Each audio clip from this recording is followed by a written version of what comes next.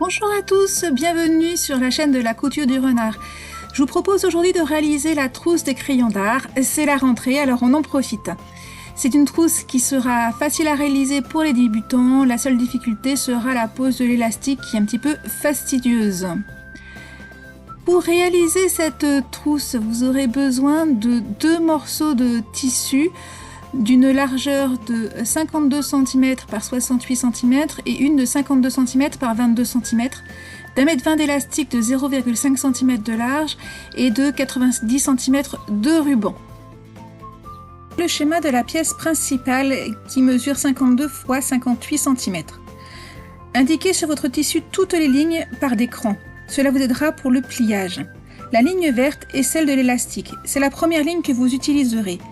Marquez à la craie toute la ligne sur l'endroit du tissu. Pour ceux qui ont un petit souci avec la géométrie dans l'espace, voici comment replier les bandes de tissu au fur et à mesure.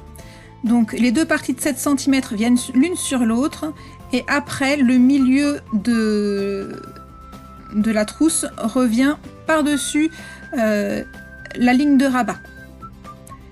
Il faudra coudre tout autour en prenant le rabat qui est replié au milieu.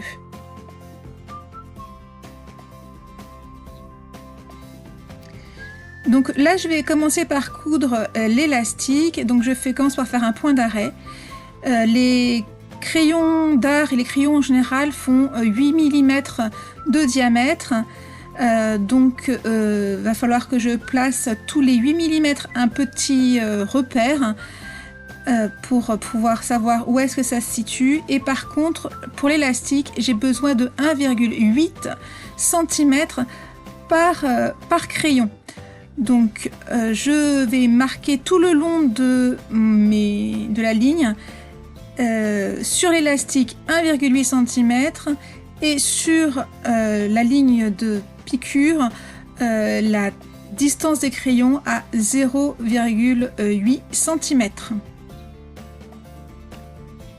Donc voici ma bande d'élastique avec des épingles tous les 1,8 cm et donc sur le tissu par contre j'ai mes repères de 0,8 cm pour le crayon. Et je viens donc placer une épingle sur mon trait de crayon du tissu et je viens faire 5 petits points à chaque fois pour fixer la bande d'élastique. C'est une opération qui a recommencé environ une 50aine de fois. Donc, je vous en montre quelques-uns et puis on va passer à autre chose après. En ce qui me concerne, moi j'ai besoin d'une attache pour une gomme dans cette trousse. Donc la dernière attache d'élastique, il faut qu'elle soit plus large pour pouvoir accueillir la gomme. Donc vous prenez une gomme, votre taille de gomme et vous regardez combien il vous faut de place pour pouvoir mettre la gomme et avoir le maintien de l'élastique. Une fois que vous aurez réalisé toute la bande d'élastique, il faut placer le ruban d'attache. Donc il ne faut faire que 2 petits traits de couture pour pouvoir fixer le ruban.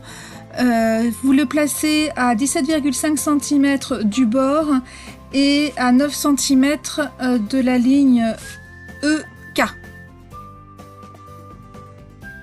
Donc je remonte le système de pliage sur le papier. Donc il faut venir fabriquer le rabat en repliant à 7 cm et ensuite venir fermer la trousse en pliant sur la ligne EK et en positionnant le point F sur le point A et le point L sur le point G.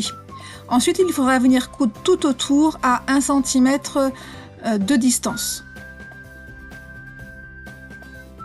Bien sûr, il faudra laisser une ouverture sur le côté pour pouvoir ensuite retourner la trousse.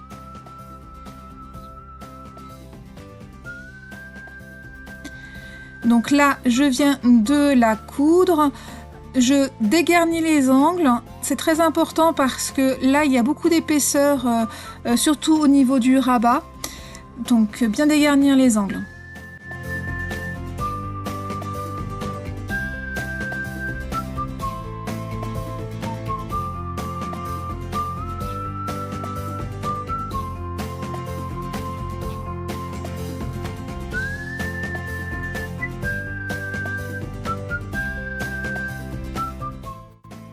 Je retourne la trousse.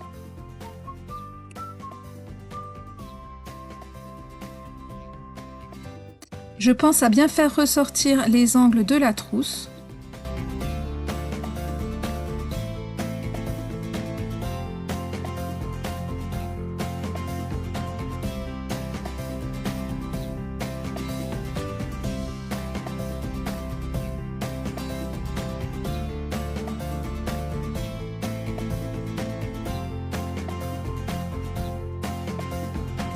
Je vais à présent passer un coup de fer à repasser pour bien aplatir l'ensemble, puis je viendrai faire un point de surpiqûre sur le pourtour de la trousse, sauf sur la partie qui se trouve tout en haut.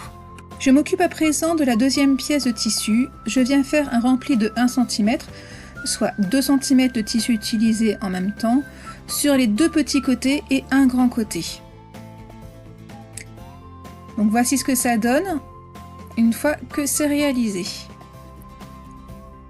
Maintenant, il va falloir associer cette pièce avec celle avec la bande élastique.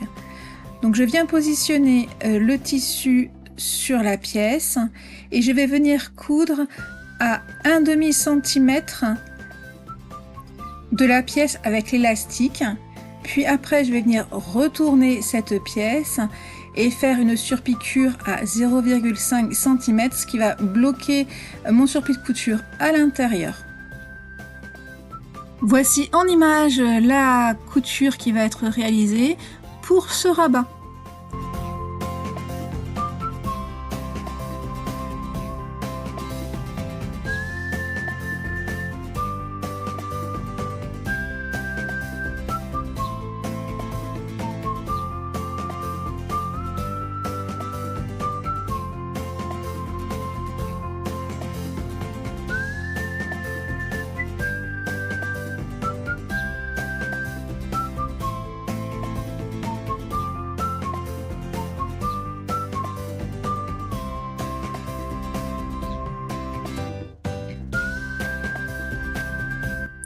Je viens vérifier que ma couture est bien prise dans le petit rentré. Si c'est pas le cas, je viens élaguer les petits fils présents pour que le tout soit bien propre.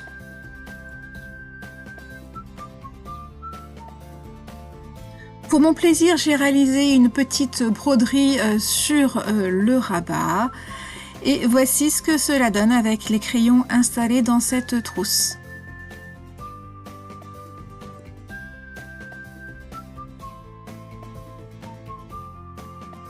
Cette vidéo arrive à son terme. J'espère que vous avez réussi à suivre les explications. N'hésitez pas à faire vos commentaires et puis abonnez-vous si vous souhaitez avoir d'autres vidéos. C'est ce qui m'aidera à continuer.